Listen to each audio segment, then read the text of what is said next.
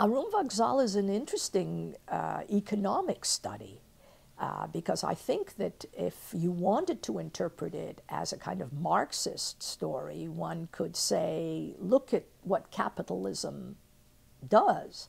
Look what it does. It shows you all these Jewish brokers who are huddled around a train station.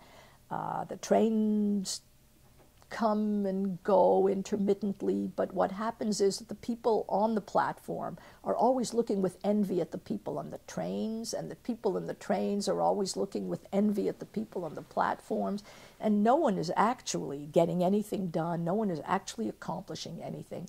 And you have this life of brokers who do form part of a kind of a Jewish community, but you never see them praying together. You never see them really enjoying each other's company.